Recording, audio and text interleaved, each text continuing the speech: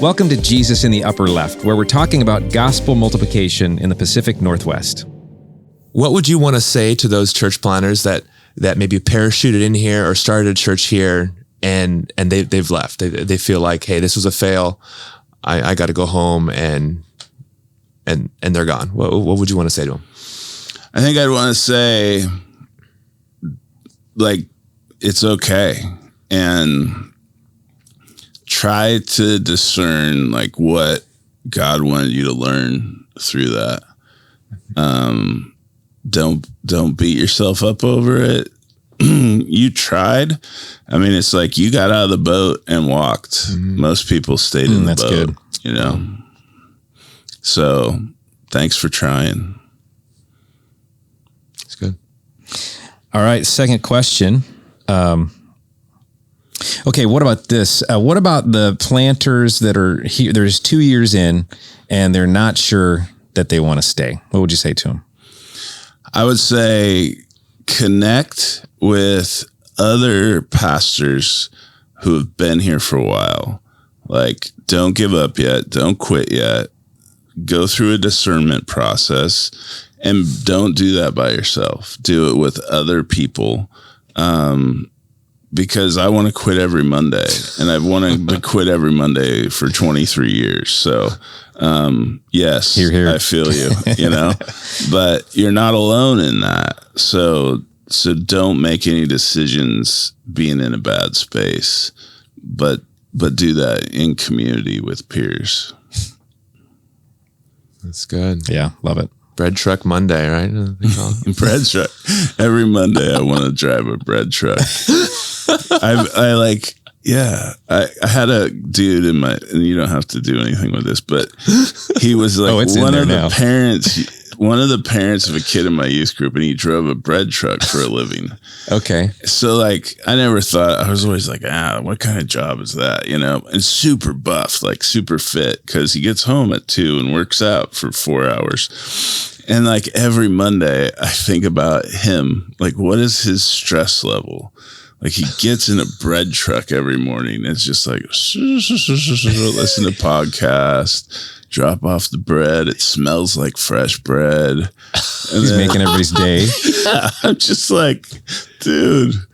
Okay, so a bread truck Monday. Since we're doing outtakes, so did Driscoll steal that from you? Because that was a sketch that he did back in the day. Are you I remember. serious? Oh yeah, he went full on bread truck Monday. Where he's imagining that. Oh really? Like, and the bread doesn't commit adultery. They don't go and do all this stuff. They just. And you're hungry? You make a sandwich, and he totally stole that from me. Dude, okay, the true origin of the bread truck Monday analogy. He stole most of his jokes from me. I would be my guess, except for the really offensive stuff. You don't take any credit for those. No. That's good. Okay, so another question: what would you never do again? What would I never do again? Related to church planning. Really? You're going to say that after? I mean, we can go a lot of directions, so feel free. Good, man. Wow. I mean, I hesitate to, when I think of my generation of planters, one of the things I think about is sort of the devastation. Driscoll, Darren Patrick, like, and I wasn't in that. I left pretty quick. Mm-hmm. But one of the things that I think at 30 was like, wow, this must be our tribe, like we're young, arrogant, dudes. But there was a thing in me that whole time that was like, this isn't like the kingdom. Mm-hmm. And I was always butting up against it. I was teaching like this holistic gospel stuff, and that's what the planters would come to after they tried to preach for an hour like Driscoll, and no one came. And I think I second guessed that stuff. Like, oh, well, all these reform guys are big on this stuff and blah, blah, blah. And I spent like 3 years knowing I'm like, this is what I was made for. This is what I'm convicted about. And I'm trying to make this thing work. And I know it's not who I am. And I wouldn't waste any more time in those spaces. You know, the sooner you figure that stuff out, the better. You know, be who you are. Don't compromise those things. Find your tribe and stay there. You know, that's good. Yeah. How about on the flip side? What's something that you have done that you know we must keep doing? I think we must keep existing for the sake of the world.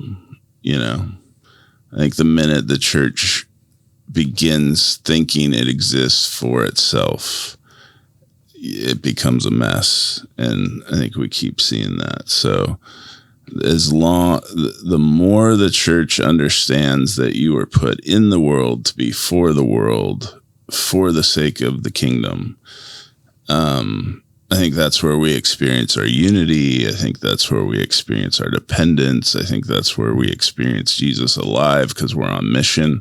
The minute that we back off from that, we get into protectionism and why you're wrong about the end times and, you know, political and all that stuff. But man, when you're in the thick of mission, you're just like, oh, you're here too? You're here too? Wow. I'm so glad we're not alone. Let's do this thing. You know, you can agree you can do mission with people that are so far misaligned theologically with you, but you believe in Jesus and the kingdom and the gospel, you know? Yeah. That's what matters. So I think, yeah, we don't want to quit doing that.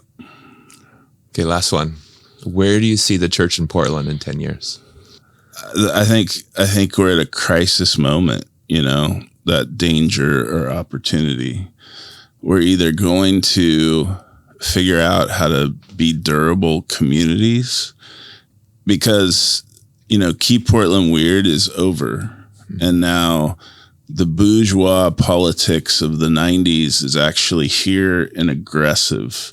Like we're here with activism and seeking the demise of our opponent. And so for the church to not only survive in that space, but to be a prophetic witness as well of a faithful, I think we have to continue to be the faithful presence, but we have to figure out how to be a prophetic witness, which means pushing back and being a durable community that can talk about hard things, both with each other and in the public square. And if we don't figure that out, I think we're going to be in a really difficult spot. What would you say to a planter who's going to show up and let's just say for Easter, they're going to show up and you know, they're like, okay, I'm here. I'm going to go. Talk to me.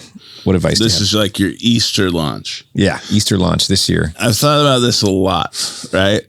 Because if your like best friend died, right? And 3 days later, you found out he was alive or she was alive. Would you put a suit on, pick out a yellow tie, sit in pews and sing songs to them, talk about them in a nice way and say, please believe they're alive? Or would you like throw a massive party? And so one of my thoughts was, why doesn't the church throw like resurrection parties, you know? So I think if I was a planter today, rather than like trying to do a big service, I would probably teach my core group like how to throw a really great party at Easter and then create a moment where you could explain why you're celebrating in a way that's not super weird, like celebrating resurrection. And here's why we celebrate, because Jesus is alive. And if you had a friend that died and was alive, you'd want to throw a party And that's what we're doing today. I think that's what I'd tell them to do. Here with Kevin Palau, and we're going to let the esteemed Oshua Hawthorne in the eclectic chair start off the bonus round. Sure. So, what are your comments on Portland hipster culture? And do you feel like having been here for so long, like, is that your native culture, or do you feel like an outsider? I'm a total poser because, and called out anyone that actually lives in Portland. I mean, I'm a lifetime Beavertonian. And so, and I like the suburbs. I like being able to park anywhere I want for free. So I love Portlandia, and it almost was just like watching a show about other people. So I love the churches. I love Bridgetown and Rose Church and Door of Hope and Mosaic and others that are in that core. And I love the fact that they're reaching those kind of people. But I kind of observe. I'm a comfortable suburbanite, and I love the quirkiness of Portland, but it's not really me. Yeah. So it's more of a tourist thing. You'll kind of drive thing. Over there. You might go to Voodoo Donuts and Powell's and all that kind of stuff. But nobody would look at me and think this guy gets it. I know that. Yeah. How do you feel about all that, Oshua? So I live in the hood, in kind of the urban sprawl east of 205. And so my neighborhood is not hipster. It's refugees, strip malls, strip clubs, and payday loan shops. And so I kind of see the underbelly that didn't make it into Portlandia. And for me, that's where my heart's at is like we live in the most diverse zip code of the metro area. And that's just Rockwood-ish out there. Well, technically Rockwood is owned by Gresham.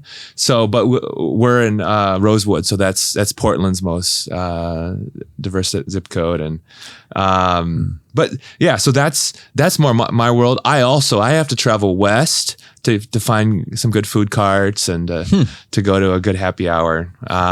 So yeah, I'll at least kind of meet you halfway.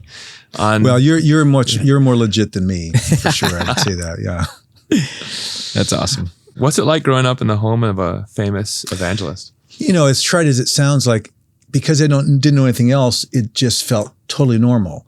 But then you get around more and you realize, like, wow, to some people he's a big deal. But growing up in the Portland area, that was kind of a blessing. Nobody at Sunset High School, nobody knew who Luis Palau was. So nobody treated me like anything different. We didn't grow up thinking of ourselves as a big deal at all. We went to Cedar Mill Bible Church our entire lives. Everybody at Cedar Mill knew us because mom and dad were married there. So like, again, nothing was ever a big deal. So that was, I think, super healthy. We were products of the Beaverton School District, went to the same church our whole lives. So the blessing was he really was the real deal. I mean, he was an amazing guy, not perfect, but wow, he loved the Lord every day that I knew him and was so genuine and sharing the good news in big crowds and to anybody one-on-one. And he loved people. And so it was a huge privilege. And to travel and to meet so many people. I mean, I realize now a lot of what I do feels super easy and instinctive because of the way I was raised. And Dad loved the local church. Everything for Dad was about, our only legitimacy at the Palau Association is if we're serving the local church.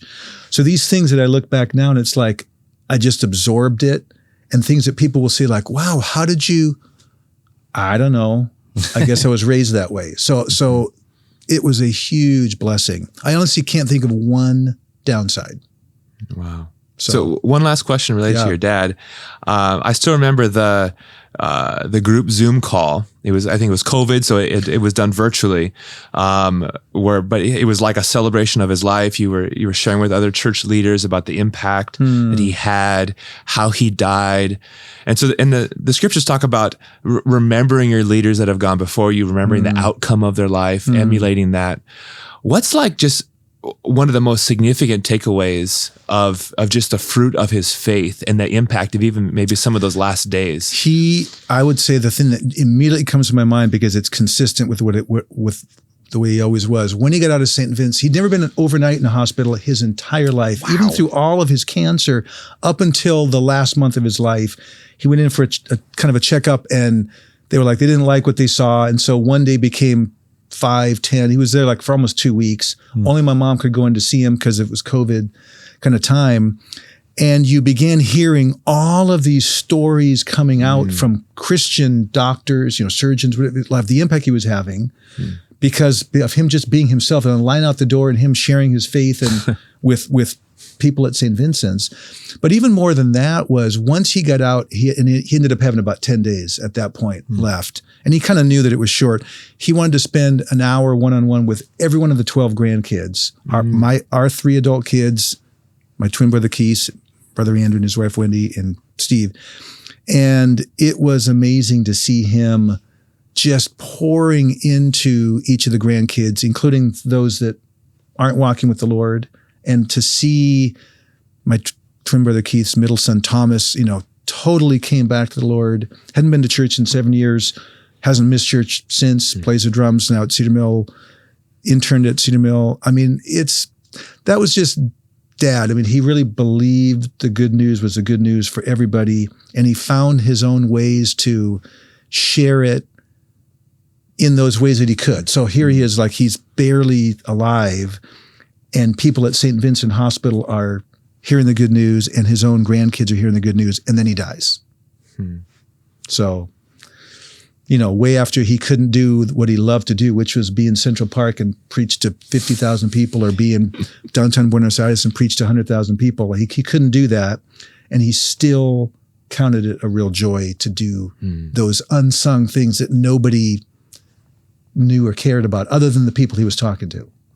That's powerful. Yeah. That was always my I was so impressed by, was that your dad obviously loved preaching to big crowds, but he put as much passion and joy into a conversation with a single individual. Yeah. And you could see it. And I was the recipient of that many times, like just, and, for me, I'm like, okay, he is a big deal to me, you know what I mean?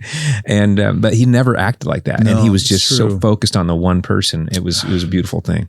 Yeah. Yeah, Lot to learn. he didn't care about platforms. That's not 100% true. I mean, he had ambition, and he would be disappointed if certain things didn't go the way that he wanted, but he did avoid the pitfalls that have, taken down a lot of other leaders. Yeah.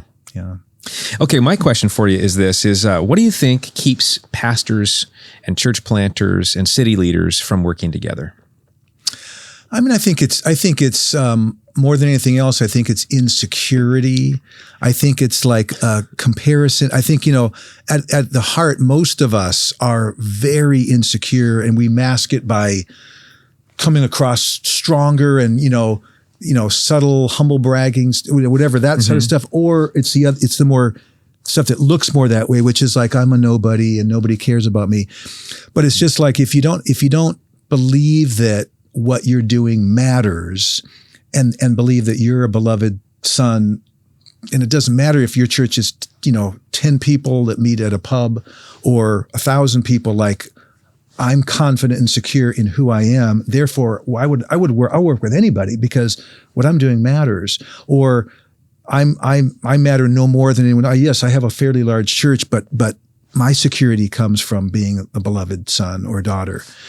So to me, it's kind of those kind of things. You scrape it all away. People will throw out philosophical things or whatever, but to me, it always just comes down to who's secure and confident and just like wants everyone to succeed. Those are people that are like walking with the Lord, and their identity is really, really solid. And then it's kind of like, why wouldn't you work with other people? So to me, oftentimes it's that. It's like, I'm insecure. I feel bad about myself because this church took people from me, and well, that's all security kinds of issues. If we really believe that we're all part of the same movement, it shouldn't really make any difference. You want people to go somewhere, but none of those things should matter if our security was like really solid in where it should be. Then I think a lot of this stuff would kind of go away. Yeah. Wow. Ouch. If you're not convicted right now, you're not paying attention. I'm in the exact same boat. Yeah, I know. But every one of us. To me, I think what I've always seen you do is your scorecard is the whole city and the whole gospel, and I think that's the right scorecard for all of us. Yeah. It's great. Yeah. It makes it a lot easier to genuinely say like, oh, Cedar Mill Bible Church, where I'm on the elder team, it's like, oh, it hurts that we're down.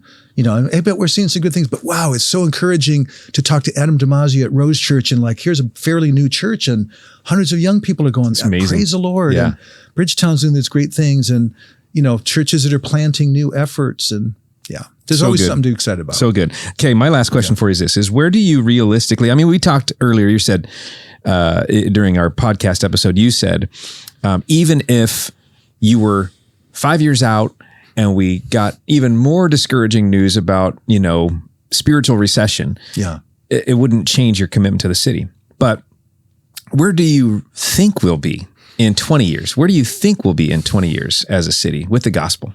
Boy, that is a really good question. I mean, I do believe that there will absolutely be a sustained, united movement, that there'll be a lot of younger churches and younger leaders that will have taken the church in probably directions that I won't have thought of. So I think that Portland will continue to be a place that's churning out incredibly rich content that the rest of the, at least English-speaking world enjoys. It's not a coincidence to me that the Bible Project, City Gospel Movement stuff that we talk about together, PDX, practicing the way. I mean, there's a lot of things that people look to and say, like, I am being nurtured and nourished in my faith, given courage to keep going, given creative ideas to put the gospel forward in my context out of Portland. So I think that's going to continue to be the case, because I think there is something powerful about the unity when you know that you're kind of in trouble and we need each other desperately, and maybe nothing we do is going to work in the human sense, like every church is growing tremendously. But I think there's going to be an absolutely faithful community of Jesus followers working together. I think it'll be very diverse, age, gender, ethnicity, denomination. And I think it's going to be inspiring to other people. I mean, that I feel confident of. Numerically, I don't have a clue where we'll be, but I think to me, like, that's enough for me to be encouraged, to believe that that's going to still be there. Wow. Fantastic. Thank you so much for spending time with us today. Thank you both. You. Thank you both for all the things that you do. And yeah, I mean, Multiply PDX is a key part of what God's doing in the area. So thank you. Thank you. Off the cuff. Yeah, we just want to go through this thing. So number one, what are some ideas you've seen flop with new churches or faith communities? Ideas I've seen flop. Yeah. Some ideas. Bad ideas. Flop. Oh my gosh. Ideas that I've seen flop. Oh my. Can I pass? No. Phone a friend. Yeah, phone a friend. What doesn't work? What have you seen and you're like, oh, that's a terrible idea. I wish you guys wouldn't have tried that. It's ruining our reputation, or, Oh, this should be so easy.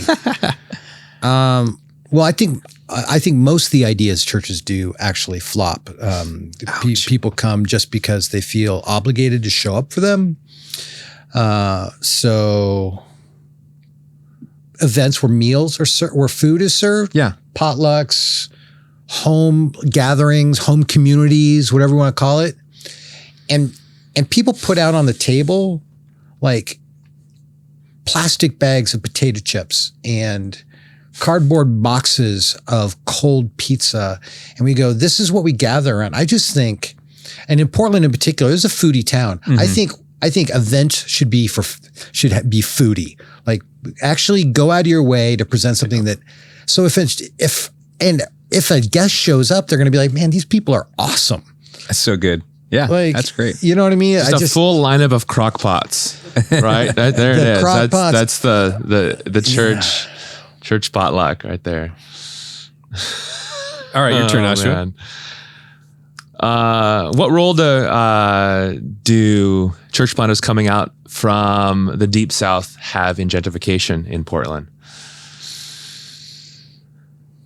Yeah, I can't tell you how many church planters I met with over the years who were sent out here by their denomination to be the next Imago Dei community or whatever they had heard of, whatever was the big church at that time.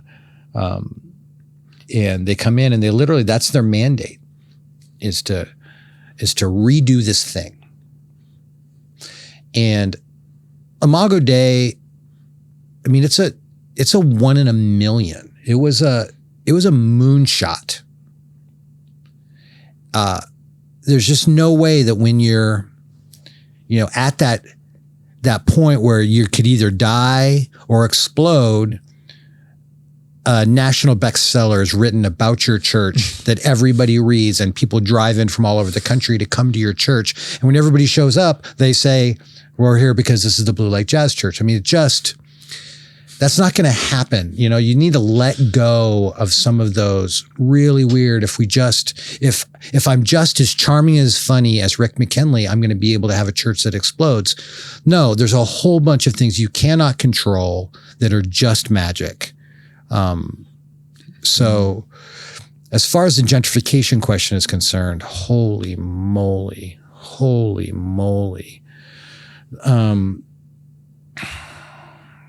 I guess plant a poor church and live poor in a poor neighborhood. And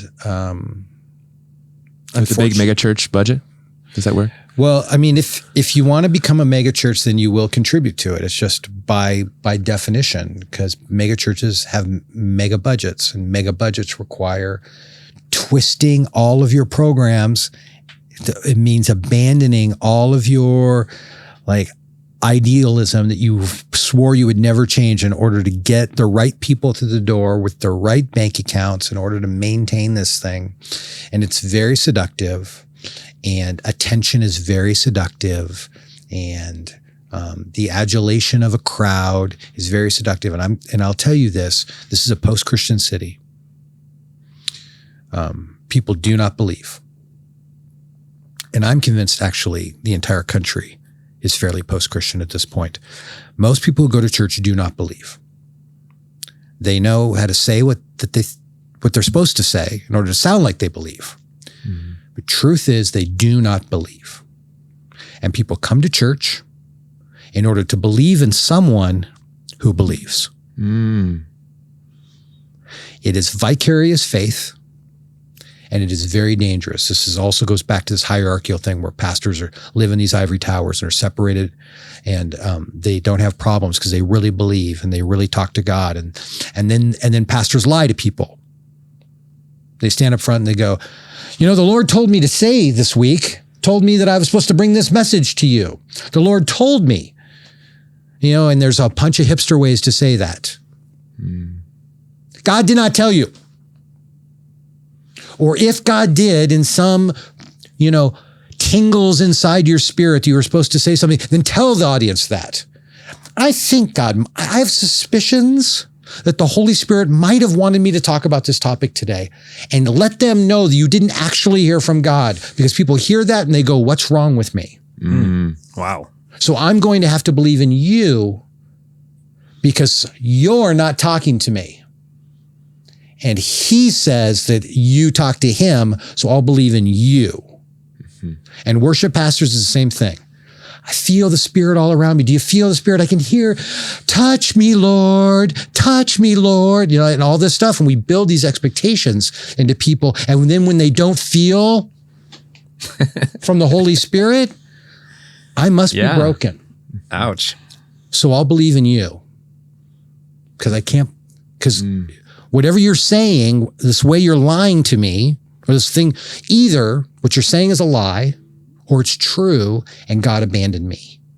That's the only two options we give people when we use that kind of language. Ooh, it is very dangerous. So that wasn't quite your question, but. No, but man, that was solid. That was great.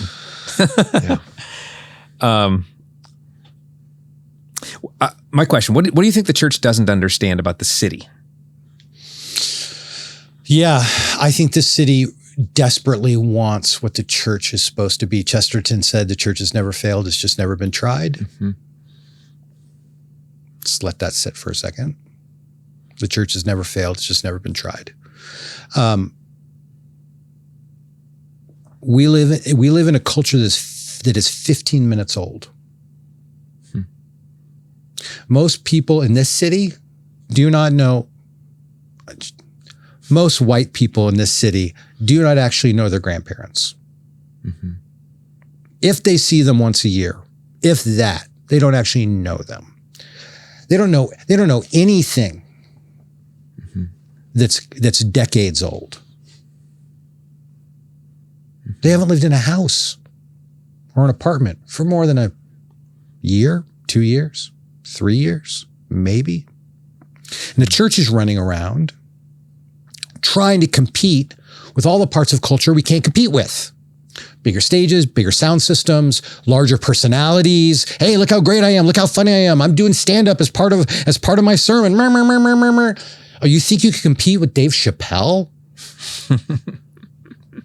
And yet, the church already has everything that everyone is starving for. They may not know they're starving for it, but people are starving for silence and history and something ancient and a story that transcends millennia that they can be a part of, and caring touch or prayer or sacredness or symbolism, sacrament. These are things that don't exist anywhere else in the culture. The only place to get it is inside the community of God, the community of Jesus. And we downplay all those things in order to put up bigger speakers. And I'm like, what the heck are we doing? But again, in order to get the bucks through the door, you got to put on a show. Mm-hmm. And they're even our biggest mega churches, or at least around Portland, are doing a weak facsimile of anything you can get on YouTube. Mm-hmm. Feel like I'm going to school here today. Thank you, Tony. Yeah. Okay, let's end on this one then. If it's okay, I'll steal your question, Gabe. Go for it. What do you love about this city, and what breaks your heart about it? What I love about this city, I love that this city, that there should actually be a city here. Now, the 15 tribes that we displaced in building the city, I've got a lot of problems with that history. But we have two major rivers that run through this city. We have some of the richest soil on the planet around this city. Our leaders in the past put up an urban boundary to make sure that we didn't just squalor into all of the farmland. So you can drive 15 minutes and be in the middle of wine country, in the middle of the gorge, in the middle of untouched forest, in the middle of farmland, as far as the eye can see.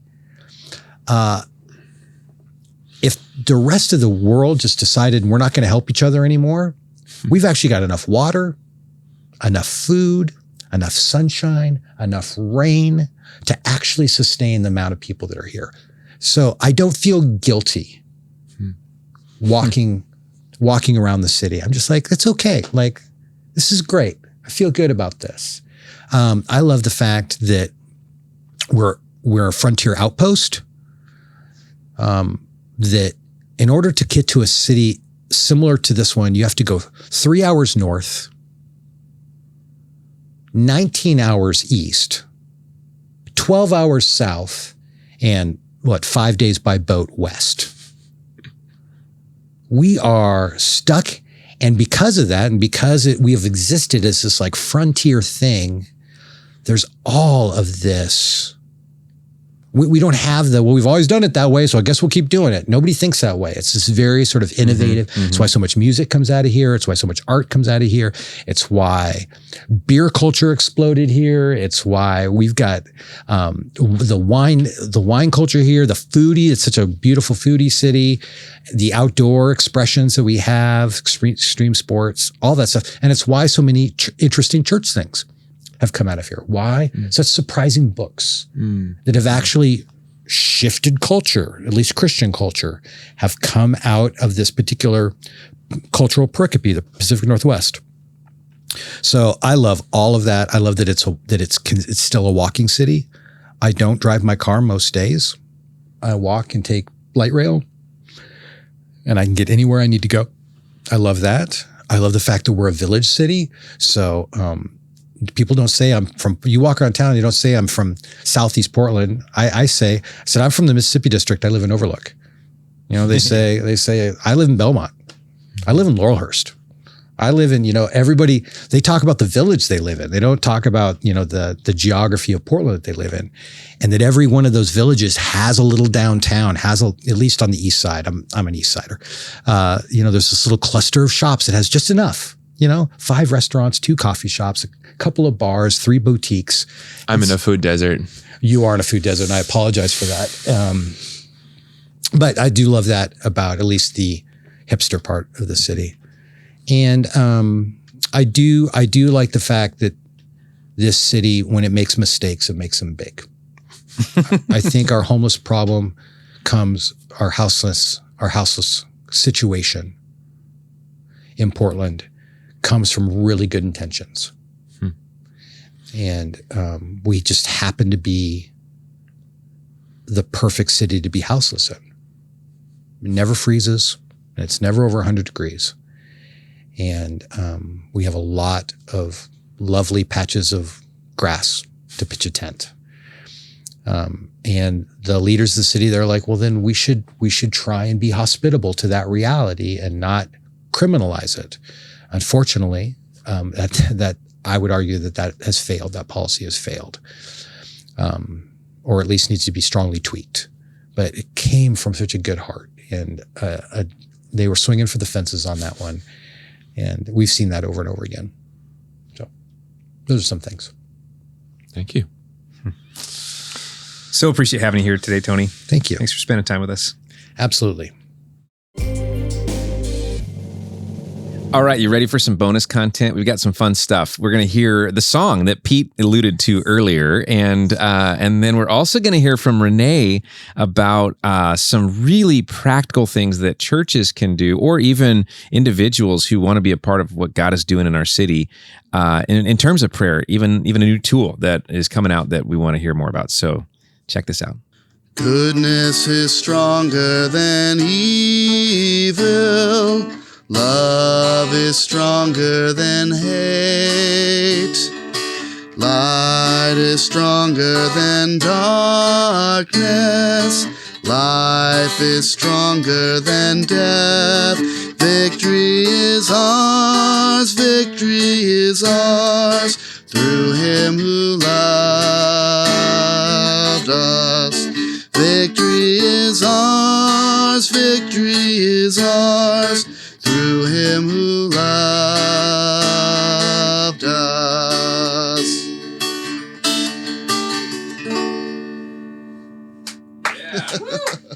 That was great. That was so east side of you. I loved it.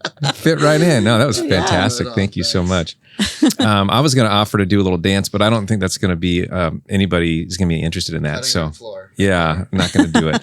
But I do want to ask Renee if you'll give us a little bit of bonus content on like some practical stuff. Sure. So you're passionate about prayer, and you really want to mobilize the church in Portland to pray. The church is such a broad term, and one of the things we've been thinking about at Multiply PDX is, could we refer to ourselves more as multipliers, like not in the stream of we got to be in a big box church or we got to be part of a 501c3, but if you're a part of the movement in terms of you're multiplying the gospel, then how would the average person that wants to help in this, what are some suggestions you have practically for them? Yeah. Well, one thing in the area of prayer that we love, that I think is a really excellent on-ramp for people. If, some people, you think about like, maybe there's a prayer room open, or, a prayer meeting happening in your church and you're just not quite comfortable to go there yet. It's a great on-ramp just to begin experiencing prayer. And for others, even well-seasoned intercessors, like prayer walking is a beautiful way of praying for the city. And it really ties into a lot of the things we were talking about in terms of like being able to identify the spiritual history or the current climate, the spiritual climate, like what is actually happening in your neighborhoods or your communities. Is to just go out and to walk and to pray.